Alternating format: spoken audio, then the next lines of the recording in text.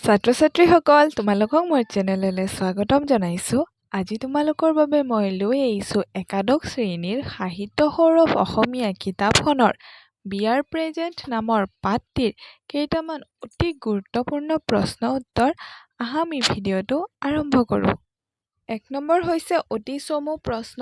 কটো হৈছে চৈয়দ আব্দুল মালিকৰ প্ৰথম প্ৰকাশিত চুটিগল্পৰ পুথিখনৰ নাম কি? উত্তৰটি হৈছে চৈয়দ আব্দুল মালিকৰ প্ৰথম প্ৰকাশিত চুটিগল্পৰ পুথিখনৰ নাম হ'ল পৰশমণি। খটো হৈছে কোনখন উপন্যাসৰ বাবে চৈয়দ আব্দুল মালিকে সাহিত্য অকাডেমি বঁটা লাভ কৰিছিল? উত্তৰটি হ'ল অঘৰী আত্মাৰ কাহিনী নামৰ উপন্যাসখনৰ বাবে চৈয়দ আব্দুল মালিকে সাহিত্য অকাডেমি বঁটা লাভ কৰিছিল। গটো হৈছে চৈয়দ আব্দুল মালিকে ৰচনা কৰা এখন ভ্ৰমণ কাহিনীৰ নাম লিখা। উত্তৰটি হৈছে চৈয়দ আব্দুল মালিকে ৰচনা কৰা এখন ভ্ৰমণ কাহিনীৰ নাম হ'ল মাজত মাথো হিমালয়। ঘটো হৈছে জ্যোতিপ্ৰসাদ আগৰৱালাৰ জীৱনক কেন্দ্ৰ কৰি চৈয়দ আব্দুল মালিকে ৰচনা কৰা উপন্যাসখনৰ নাম কি? উত্তৰটি হ'ল জ্যোতিপ্ৰসাদ আগৰৱালাৰ জীৱনক কেন্দ্ৰ কৰি চৈয়দ আব্দুল মালিকে ৰচনা কৰা উপন্যাসখনৰ নাম হ'ল ৰূপতীৰ্থৰ যাত্ৰী। ১ নম্বৰ প্ৰশ্নটি হৈছে বিয়াৰ প্ৰেজেণ্ট গল্পটো পোনপ্ৰথমে কোনখন আলোচনীত প্ৰকাশ পাইছিল? এই গল্পটোত থকা অসুস্থ ছোৱালীজনীৰ নাম কি? উত্তৰটি হ'ল বিয়াৰ প্ৰেজেণ্ট গল্পটো পোনপ্ৰথমে অধিনায়ক আলোচনীত প্ৰকাশ পাইছিল। এই গল্পটোত থকা অসুখ হোৱা ছোৱালীজনীৰ নাম হ'ল বিনীতা। প্ৰথম প্ৰশ্নটো হৈছে তেনেহ'লে তুমি বিয়ালৈ আৰু নগলাই তেওঁলোকে বেয়া নাপাবনে চাগে? কথাষাৰ কোনে কাক কৈছিল? উত্তৰটি হ'ল তেনেহ'লে তুমি বিয়ালৈ আৰু নগলাই তেওঁলোকে বেয়া নাপাবনে চাগে? এই কথাষাৰ লেখকে তেওঁৰ ঘৈণীয়েক নাজিয়াক কৈছিল। ২ নম্বৰ প্ৰশ্নটি হৈছে বহলাই লিখা।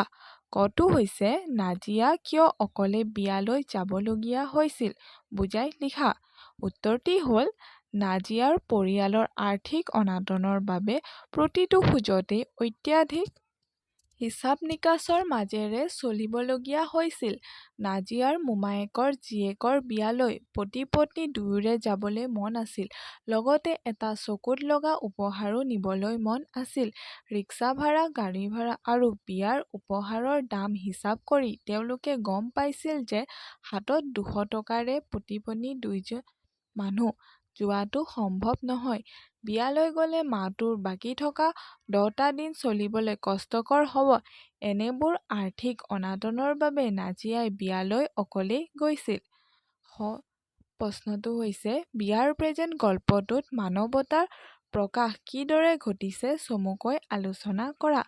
উত্তৰটি হ'ল চৈয়দ আব্দুল মালিকৰ বিয়াৰ প্ৰেজেণ্ট গল্পটোৰ মূল বাৰ্তাটোৱে হৈছে মানৱতাবোধ। আনৰ দুখত দুখী হৈ সহায়ৰ হাত আগবঢ়োৱাটোৱে হৈছে প্ৰকৃত মানৱতাবোধ।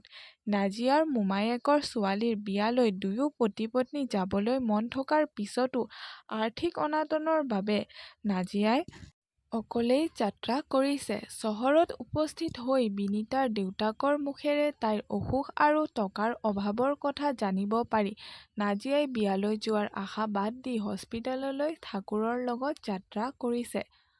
নাজিয়াৰ নিজৰেই আৰ্থিক অৱস্থা দুৰ্বল হোৱাৰ পিছতো বিনীতাৰ অপাৰেচনত নিজৰ হাতত থকা ১০০ টকা খৰচ কৰিবলৈ পাই আনন্দিত হৈছে। আনকি ঘৰলৈ উভতি অহাৰ পিছতো কিবা উপায়েৰে ৫০ টকা যোগাৰ কৰি ঠাকুৰক গৈ দি অহাৰ কথা ভাবিছে। ধন্যবাদ।